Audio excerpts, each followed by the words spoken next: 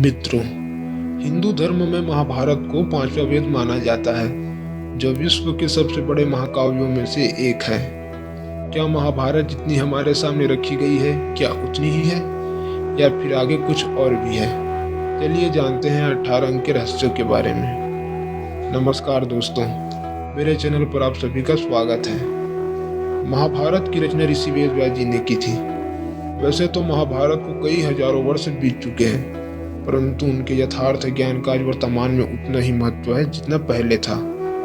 चलिए बात करते हैं 18 अंक के आंकड़ों के पहले तथ्य की। महाभारत में 18 के आंकड़ों का विशेष महत्व है, जो महाभारत को और भी रोचक व रहस्यमयी बनाती है। महाभारत का युद्ध 18 दिनों तक चला था, जिनमें लगभग 4 लाख सैनिक मारे गए थे।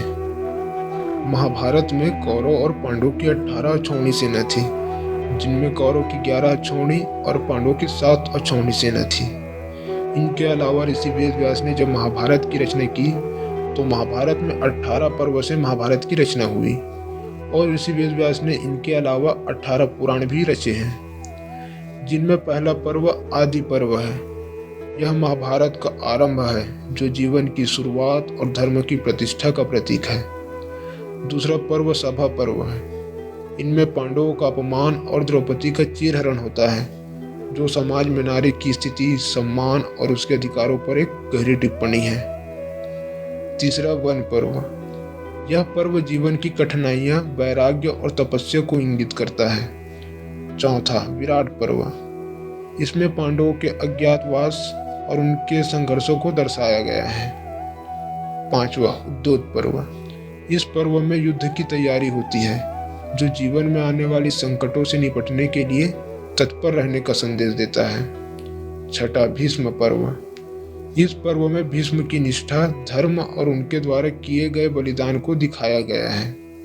सातवां द्रोण पर्व। इसमें द्रोणाचार्य की शिक्षा और उनके द्वारा दिए गए युद्ध के कृत्य का उल्लेख है।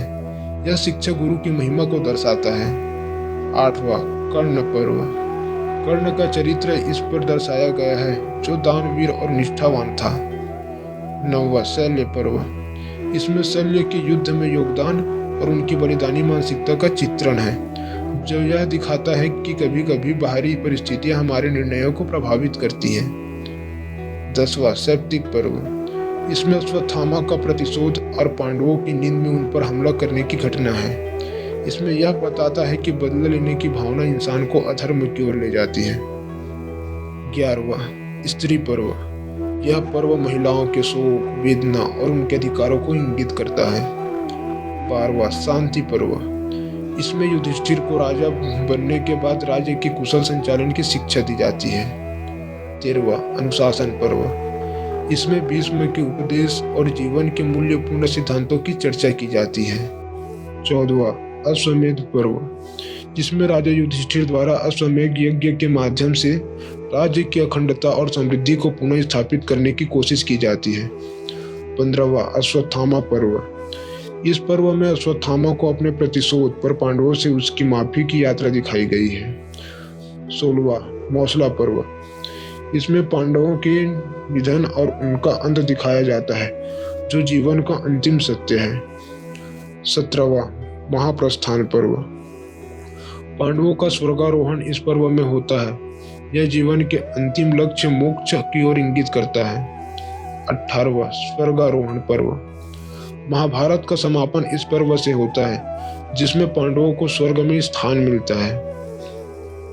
जब महाभारत का युद्ध खत्म हुआ तब 18 लोग ही शेष बचे थे, जिनमें युधिष्ठिर, भीम, अर्जुन, नकुल, सहदेव, भगवान श्री कृष्ण, सात्विकी, युयुत्सु, धृष्टद्युम्न, शिखंडी, उत्तमौजा, युद्धमन्यु, अश्वत्थामा, कृपाचार्य, कृतवर्मा, ऋषि वेदव्यास, संजय और विदुर हैं। मित्रों, भगवान श्री कृष्ण ने अर्जुन को गीता का ज्ञान 18 दिनों तक ही दिया था, और तो और गीता में कुल 18 ही अध्याय हैं। इससे हमें यह पता चलता है कि महाभारत और 18 अंक का संबंध काफी गहरा है, लेकिन यह 18 ही क्यों है, यह अभी तक रहस्य है।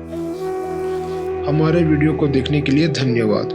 हमारे चैनल को लाइक और सब्सक्राइब जरूर करें। सब्सक्राइब कर ऑल वाले घंटी को जरूर प्रेस करें और जुड़े रहे हमारे चैनल पर, जिनमें हम धार्मिक कथाएं और उनके तथ्यों को आपके बीच जरूर लाते रहें। धन्यवाद।